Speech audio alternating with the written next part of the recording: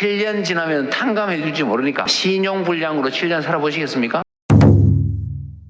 이재명 정부가 금융기관에 7년간 빚을 갚지 못하는 악성 채무자들의 빚 5천만 원까지 탕감을 해주는 정책을 내놓았거든요. 도덕적 해이. 아니 그거 7년 안 갚고 5천만 원 이하니까 채무 탕감해주고 그러면 나도 안 갚아야지 이런 사람 생기면 어떡할래? 라고 하는 거 아니에요? 제가 하나 물어볼게요, 여러분. 내가 능력이 되는데 7년 지나면 탕감해 줄지 모르니까 신용불량으로 7년 살아보시겠습니까? 압류당하고 경매당하고 통장 거래도 못하고 신용불량 등재돼가지고 은행에 거래도 안 되고 월급이나 일당 보수를 못 받으니까 알바도 못하는 삶을 7년 살아보시겠습니까? 이재명 대통령이 저렇게 말씀하시기 전에 저도 솔직히 좀 불만이었어요. 왜 악성 채무를 다 갚아줘? 국민 세금으로. 근데 저 말을 딱 듣고 완전 설득이 돼버린 거예요. 그리고 아무도 얘기하지 않는 하나가 있어. 5천만 원까지 빚을 탕감해 준다는 거잖아. 그러면은 세금 5천만 원이 들어가는 걸로 사람들이 생각해. 네. 아니야. 은행이 예를 들어서 5천만 원을 빌려줬어. 근데 7년 동안 5천만 원을 안 갚아. 네. 그리고 삶이 엉망이야. 갚을 가능성도 없어. 신용 불량자가 완전 돼버렸어. 그러면 이 은행은 5천만 원 갚을 가능성이 굉장히 희박하잖아. 네. 그래서 이것을 자산관리공사, 캠코 이런 데서 이 부실 채권을 야 은행 5천만 원? 야 어차피 너 못 받잖아. 그러면 내가 그 5천만 원짜리 채권을 한 10만 원에 살게 줘. 산다고? 그러면은 그 10만 원에 사는 거야. 그리고 이거를 탕감하는 거야. 5천만 원이 들어가는 게 아니야. 그렇습니다. 정확하게 말씀하셨고 이 전체의 부채 금액 그러니까 이게 추경에서 4천억 원이 들어가는데 전체의 채무 금액은 훨씬 더 커요. 해당되는 명수가 정확히 한 113만 명. 말씀하신 것처럼 전체 채무의 일부만 일종의 상환한다고 보시면 될 것 같습니다. 은행은 이게 상품이잖아요. 대출 상품을 판 거예요. 근데 그중에서 상환이 안 된 거를 감안해서 대손충당금이라는 걸 설정해놔요. 은행은 벌써 예비를 해놔요. 실제로 그게 실현이 안 되고 문제가 생기면 말씀하신 것처럼 그런 채권들을 다 묶어서 팔아요. 그걸 싸게 산 다음에 최대한 받으려고 노력해요. 거기서 이제 문제가 생기는 거예요. 그러니까 예를 드는 거야. 조폭이 은행한테 그 5천만 원짜리 그 채권 1,000만 원에 내가 살게. 네. 그런 다음에 얘를 막 주리를 틀어가지고 5천만 원을 받아. 그럼 그렇죠. 대박 나는 거잖아. 그래서 여러 가지 문제나 인권 침해 등 굉장히 심각해지는 거거든요. 그걸 이제 대통령이나 정부가 예산을 통해서 감면하고 탕감해주겠다 이런 계획인 거죠. 그리고 그 탕감 조건도 1,000만 원 이하 7년 이상 중위소득 60% 이하고 처분 가능 자산이 전혀 없을 경우에 100% 탕감이고요. 그다음에 재산이 어느 정도 있거나 이 정도는 80% 감면해 준 다음에 10년 동안 분할 상환하는 조건이거든요. 그래서 조건도 상당히 까다롭다. 저는 대통령 말씀에 대해서 생각해 볼 지점이 두 가지가 있습니다. 네네. 첫 번째는 뭐냐면 이제 관점이 좀 다른 거예요. 은행이라든지 빌려준 사람 관점을 보는 게 아니라 못 갚는 사람 입장에서 얘기하는 거죠. 이 지점이 놀랍습니다. 저는 정치인이나 정책을 만드는 사람들이 가져야 될 가장 중요한 덕목은 상대방 입장에서 생각해 주는 거. 그러면서 나중에 그런 수요자들을 만나봐서 실제로 어떤 정책이 필요한지도 한번 알아봐라. 이렇게 이야기를 했음에도 불구하고 성실하게 빚을 갚아왔던 사람들은 열받는단 말이야. 그래서 이재명 대통령이 그런 사람들을 모아서 너네 같으면은 어떤 해결책을 내놓을 거냐 한번 물어봐라. 그러면 본인들도 이해할 것이고 거기서 또 새로운 아이디어도 나올 것이다라는 얘기를 해요. 성실상환자에 대한 채무조정 방안 그거 아주 요약해서 간략하게 설명 좀 해줄래? 금융위원회 사무처장입니다. 제가 소개 한번 드리면 이번에 부동산 대출 제한 조치를 만들어내. 잘하셨습니다. 네. 예, 성실상환자분들의 불만 이런 거 저희가 공감은 하고 있는데 그분들도 저희가 그동안 많은 정책적 지원을 해왔습니다. 언제 시간을 한번 내가지고 이번 이제 소상공인들 부채 문제는 열심히 노력을 하셔도 현장에서는 잘 체감을 못하거나 왜 이렇게 하지? 이런 것들이 꽤 있을 수 있어요. 그 해당되는 사람들을 모아가지고 당신이 금융당국이라면 어떤 걸 할 수 있겠냐 하고 싶으냐를 꼭 물어봐서 검토를 한번 해보십시오. 이게 소위 수요자 중심 행정인데 빚지고 있는 소상공인들 다 모아가지고요 집단 토론 한번 해보십시오. 필요로 한 게 뭔지를 그 사람들 입장에서 발굴해가지고 검토하는 게 중요한 것 같아요. 머리가 아닌 현장에서 한번 다시 검토를 해보도록 이제는 이 부채 탕감 문제에서 경제적으로도 좀 살펴볼 필요가 있는데요. 네. 도덕적 해이가 발생하려면 기본 조건이 필요해요. 무임승차가 이루어져야 돼요. 내가 그런 조건에 들어가는데 비용이 안 들어가야 된다는 얘기죠. 그래서 정확하게 지적한 거예요. 그럼 7년 동안 한번 해보실래요? 엄청난 비용이 들어가는데 그렇지. 이건 무임승차가 아니에요. 5천만 원보다 더 많은 손해를 입어. 그렇기 때문에 이거는 도덕적 해이 문제가 아니에요. 그런데 네. 수많은 보수지라든지 심지어 경제학자들이 도덕적 해이를 얘기한다? 교과서를 다시 한번 봐라. 아니 그러니까 예를 들어서 5천만 원을 탕감해 주는 게 너무 부러운 사람이 있다고 칠게. 네. 그거 그러면 5년 동안 자기가 알바도 못하고 하면서 5천만 원 이상 손해를 본다는 거야. 그럼요. 아. 카드값 하루만 밀려도요. 미친 듯이 카드 회사에서 전화 오고 독촉하고 제 장난도 아닌데 내 생활이 불가능한 사람들이 7년 동안 생활했는데. 그리고 좀 더 근원적으로 문제 지적을 하고 싶은 건 발생 원인의 근본적인 게 뭐냐면 팬데믹이었거든요. 네, 코로나19 코로나. 때 사실 특히 영세자영업자를 중심으로 해서 문을 닫게 하지 않습니까? 대출을 증가시키면서 참으라고 그랬어요. 다른 나라하고 한번 비교해 볼게요. 이 코로나19를 대응하는데 다른 나라들은 정부가 예산으로 엄청난 지원을 해줬어요. 그런데 우리나라는 가장 낮은 비율로 지원해줬고 그 차이를 어떻게 했냐? 개인이. 대출 받아서 네. 버티라 한 거예요. 결국에는 공적인 목적을 통해서 수많은 자영업자 분들이 희생을 한 거죠. 이런 부분에 대해서 정부가 아무 책임을 안 진다? 정치하고 정부가 왜 필요한 겁니까? 그렇지. 대한민국에서. 그렇기 때문에 이런 부분에 대해서 책임을 명확하게 지어줘요. 그래서 네. 우리가 정부를 믿고 나중에 이런 일이 생겼을 때 믿고 따르는 그렇지. 거 아닙니까? 그런데 안 해주면 누가 믿고 따르겠어요? 그렇지. 누가 전쟁 나온데 가서 싸우겠어요? 굉장히 중요한 정책이고 네. 의미가 있는 정책이라고 보는 겁니다. 네. 그런데 70억 자산가 주진우 의원 같은 사람들이 네. 어마어마하게 비난하고 있잖아요. 그렇죠. 아, 좀 돌아버리겠습니다. 저는 이런 분들이 너무 서글프다고 말할게요. 근데 항상 비난할 때 서민들 서민을 운운하면 윤석열이 계속 서민을 얘기한 것도 정말 화가 났고 그런데 의외로 언뜻 들으면 그럴듯해요. 아. 주진우 의원이 뭐라고 얘기하냐면 주진우 페북입니다. 대북입니다. 네. 뭐라고 얘기하냐면 대출 규제에서 다주택자들이 집을 못 산다는 얘기예요. 집을 사는 사람들이 줄어. 많이 사는 사람들이. 그럼 전월세 물건이 줄어든다. 그럼 전월세 공급이 줄어드니까 어떻게 되냐? 전월세 가격이 폭등한다. 그래서 집 없는 서민들이 오히려 엄청나게 고통을 받을 거다. 이재명은 서민을 죽이는 대통령이다. 그렇죠. 집 사는 사람이 주는 거랑 전세랑 월세가 올라가는 건 무슨 상관이 있어요? 그래서 집 사는 사람들이 다주택자를 얘기한 거예요. 다주택자가 집을 많이 사면 네. 전월세로 물건을 많이 내놓을 거란 얘기죠. 얼핏 맞는 거 같아. 근데 산수 문제거든요. 이 논란을요 전문가들도 하고 있어요. 심각합니다. 맞아요. 오늘 한국경제 풍선 효과가 지금 우려됩니다. 막 어떤 아저씨 나와서 얘기하던데. 그렇죠. 그러니까 뭐냐면 근데 한번 생각해 보세요. 내가 전세 끼고 집을 삽니다. 네. 투자로. 상상해 보시는 거예요. 네. 그러면 어떤 집을 삽니까? 누군가 전세 살고 있는 집이잖아요. 그 집을 투자로 사요. 전세 공급이 증가합니까? 아니지. 있는 거잖아요. 어. 똑같아요. 변화가 없어요. 아니 그러면 말장난이라고. 전세금은 그 대신 올릴 수는 있잖아요. 어차피 안 팔 거 전세 계약할 때 이 사람들이 집을 못 파니까 집 가격을 올려서 계약할 수도 있는 거 아니에요? 아니죠. 전세 계약 기간은 못 올리고 내가 다주택자가 사든지 투자 목적으로 갖고 있는 사람이 갖고 있든지 전세금에 대해서 변동 원인이 서로 똑같은 거죠. 말장난이니까 네. 다주택자가 이 아파트를 안 사. 그러면 이 아파트는 사라진 것처럼 얘기를 하고 있다고. 그렇죠. 근데 이거 그대로 있어요. 있죠. 만약에 다주택자가 안 사잖아. 그러면은 다주택자 A가 안 사, B가 안 사, C가 안 사. 그럼 서로 안 사. 가격이 떨어져. 사람이 그럼 내가 사겠죠? 싸게 사 오히려. 그렇죠. 근데 만약 어. 최욱 씨가 사잖아요. 누군가 전세 살고 있는 사람이 나가면서 전세 수요가 증가해서 전세 가격이 오를 수도 있죠.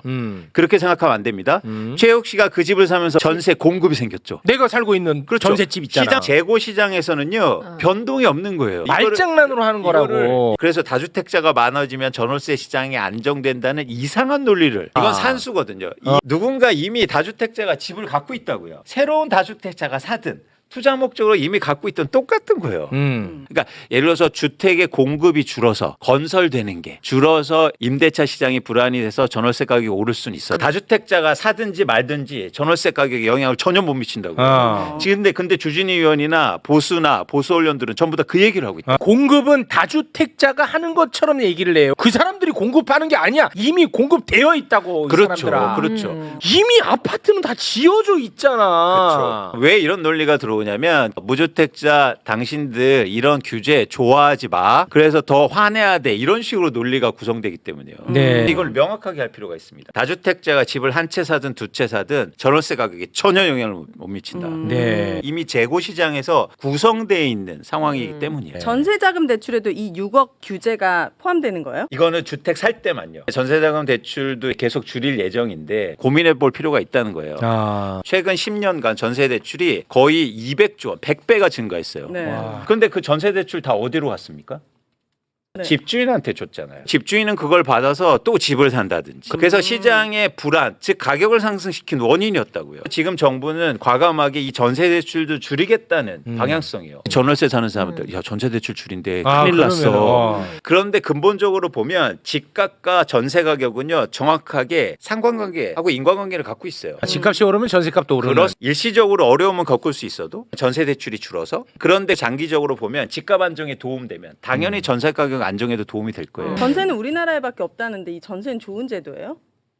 전세 제도가 있기 때문에 집값을 올리는데 견인하고 있죠. 그렇죠. 아 예. 올리는데 예. 그럼 별로 안 좋은 건가? 근본적으로 안 좋은 건데 사실은요 전세 제도가 있기 때문에 우리나라 임차인들 특히 무주택자분들이 상대적으로 임대료가 낮은 건 사실입니다. 아, 네. 그래서 서로 밸런스가 맞는 건 맞거든요. 네. 그런데 이게 너무 그동안 과잉됐다는 거예요. 수많은 갭 투자든 투기하는 사람들이 전세로 레버지를 일으키다 맞아요. 보니까 그렇지. 가장 큰 문제가 뭐였습니까? 전세 사기요. 이런 문제 때문에 전세 제도에 대해서도 고민할 지점이 있는 거죠. 이재명 정부가 용기 낸 겁니다. 대출은 줄이지만 부동산 시장을 안정시켜 줄게요. 대신 일시적으로 어려움을 우리가 같이 감내해 보시죠. 네. 지금 이 부동산 정책에 대해서 긍정적으로 판단하는 여론이 훨씬 더 높거든요. 근데 저는 약간 걱정이 되는 게 이게 일시적일까 봐. 근데. 그래서 이제 숫자가 나와야죠. 집값이 하락하고 시장이 안정되는 모습을 실제로 보여줘야 돼요. 일본을 보시면 집값이 하락하기 시작했습니다. 진짜요? 1주 만에요. 일주일 만에? 놀랍죠. 와. 6월 네 번째 주 정책이 나올 그 당시에 서울의 아파트 가격이 그러니까 부동산 114 기준으로 해서 0.5%가 올랐는데요. 주간으로 7월 첫째 주에 0.02%의 하락세를 보였습니다. 근데 오. 0.54가 올랐는데 0.02는 너무 조금 떨어진 거 아니에요? 추세가 중요하니까. 그리고 폭이 크지 않습니까? 사진으로 보면 분홍색이 오른 거고 네. 파란색이 떨어지는 거잖아요. 맞습니다. 근데 이게 약간 반대로 된 것 같은데 오른 지역은 좀 내려가고 지방은 좀 올라가고. 와, 이건 너무 좋은 거네. 과형성이 조금씩 잡히고 있는 거예요. 오. 수도권의 부동산은 과열됐고 지방은 좀 어려운 게 사실이다. 그래서 미분양 주택도 좀 사주고 예. 의미 있는 부양 정책이 회복이 필요한 거 아니냐 시장에서 정확하게 수치로 일단 보여주고 있다. 네. 두 번째는 거래량도 중요한데요. 6월 27일 날 정책이 나오지 않았습니까? 6월 27일. 서울의 네. 아파트 거래량이 하루 동안 389건이 거래됐는데 네. 이게 줄어들기 시작합니다. 과열된 게 진정되기 시작했다는 거예요. 패닉해서 사는 게 아니라 조금씩 진정하고 시장도 보기 시작했고 기다리기 시작했다는 걸 지표에서 정확하게 보여주는 거죠. 네. 근데 얼만큼 떨어지는 게 적정 가격이에요? 대략적으로 평균 내가 집을 사고 싶어요. 네. 그러면 대략 뭐 7%가 떨어졌다, 뭐 몇 프로가 떨어졌다. 그때쯤 사야 될 거 아니에요. 그런데 명확하게 지표로는 표현될 수 없지만 서울의 아파트가 100채 있다고 가정하면 네. 100채 중에서 내가 정상적인 영업 소득 활동을 하고 아. 대출을 일으켜서 살 수 있는 아파트가 6채밖에 채. 되지 않는다고요. 그 정도로 너무 그만큼 너무 집값이 낮다는 너무 거야. 비싸다는 네. 거예요. 저는 평균적으로 몇 채 정도를 보고 있냐면 최소한 25채 정도. 그렇게 돼야 우리가 무리한 대출도 안 일으키고 집을 사는 걸 좀 여유 있게 살 수 있다라고 저희가 판단할 수 이런 거는 어디서 확인할 수 있어요? 이거는 주택금융공사라든지 네, 이런 데서 이제 보실 수 있는데 이 지역별로 차이는 있겠지만 2022년도 수준으로 집값이 돌아가야 됩니다. 집값이 하락했을 때 15채에서 20채 정도로 돌아올 수 있어요. 전 가능성이 있다고 봐요. 가능해요. 왜죠? 그런데 네. 집값이 폭락하는 것도 문제일 수 그것도 있어요. 문제야. 그렇죠. 대혼란이. 이런 시장을 조성해야 되는데 네. 가장 좋은 방법은 기존의 주택 가격을 크게 폭락하는 것보다 저렴한 아파트를 공급을 많이 하면 됩니다. 아. 근데 앞으로의 시장은 우리가 공공주택으로 하면 선입견이 있어요. 앞으로 공급될 공공주택은 질 좋은 공공주택이 그렇죠. 돼야 됩니다. 네. 왜 중요하냐면 전 세계에서 고급 승용차 있잖아요. 고급 스포츠카. 제일 안 타는 나라가 어딘지 아세요? 가장 안 타는 나라가 뭐냐면 스위스입니다. 스위스가 1인당 국민 소득이 우리나라보다 3배 높거든요. 그런데 왜 고급 승용차를 안 사냐면 공공버스가 벤츠기 때문이에요. 안락하고 좋으니까. 그러니까 공공의 시설이 좋으면 질이 좋으면 그러네. 개인의 탐욕이 줄어듭니다. 지금 우리나라는요 공공의 시설이 너무 나빠요. 가장 열망하는 게 뭡니까? 나도 빨리 차 사서 나 혼자 편하게 다닐 거야. 우리나라는 어떤 나라인 줄 아세요? 더 많이 태우려고 지하철이 의자를 빼는 나라입니다. 공공시설이 더 열악해지는 거예요. 그러다 보니까 개인의 탐욕과 욕망이 커지는 커지지. 거예요. 지금 우리나라에 강남에 재건축하면 단지 내 수영장 만듭니다. 왜요? 공공수영장이 다 질이 나쁘니까. 우리가 지향할 바는 뭐냐면 공공의 시설의 질을 높이자는 거예요. 그렇지. 그래서 이재명 대통령이 LH 직접 보고받는다고 불렀어요. 했어. 이게 다 연결선상에 있는 와. 거예요. 공공주택을 만드는데 좋은 주택을 만들어내. 그동안 LH가 가장 큰 문제였어요. 뭐냐면 LH가 신도시를 개발하는데 땅을요. 우리나라는 강제로 다 수용합니다. 토지 정리를 예쁘게 다 해놔. 민간 건설사한테 그냥 팔아요. 그럼 미친 거지. 뭐야 죽 써서 개 주는 그렇지. 거야? 좋았어. 뭐 하는 거예요? 이재명 대통령이 이번에 얘기했어. 이거 뭐 하는 짓이냐고. 그거 민간한테 주지 말고 우리가 공급할 건데 대신 질 좋은 공공주택을 공급해서 개인의 탐욕을 줄이고 우리나라 진짜 살기 좋은 나라가 되는 거예요. 왜냐하면 공공주택이 너무 좋은데. 그렇죠. 굳이 우리가 단지 내 수영장이 필요 있습니까? 어. 바로 앞에 가면 너무 싼. 더 좋은데. 너무 좋아. 제대로 지었으면 다 살고 맞습니다. 싶지. 맞아. 강남에 재건축을 하잖아요. 그럼 공공주택을 건설하는 게 의무예요. 그런데 어떻게 짓는지 아세요? 따로 입구에 지어놓고 페인트 색깔을 다르게. 그러면 미친 누가 사회. 공공을 기대하면서 내 욕심을 줄이겠습니까? 맞아. 나라도 빨리 돈 벌어서, 그렇지. 나라도 대출 빨리 받아서. 그 욕망을 뭐라고 할 수가 없어요. 그렇죠. 그건 본능이야. 본능이야. 그래서 공공이 나서야 되는 겁니다. 그렇죠. 와. 그 길로 가고 있다. 정부가. 그래서 너무 가슴 뜨거워요. 근데 그게 갑자기 차가워질 수 있다니까. 맞아요. 그래서 이상한 마타도가 생기지 않게끔 주무시지 말라는 겁니다. 그래야 이재명 정부도 용기를 가질 맞아요. 수가 있어. 진짜로 시장이 안정되지 않고 가격이 오르기 시작하잖아요. 그럼 사람들이 이제는 안 돼. 생각을 바꾸기 시작해요. 그러면 끝나. 그래서 진짜 부동산 시장이 진짜 중요합니다. 진짜 중요해. 이재명 정부가 주가 오르고 부동산 가격이 이제 안정되는 걸 보면 힘이 완전 얻을 거예요. 네. 그러면서 하고 싶은 거 이제 다 할 수 있다.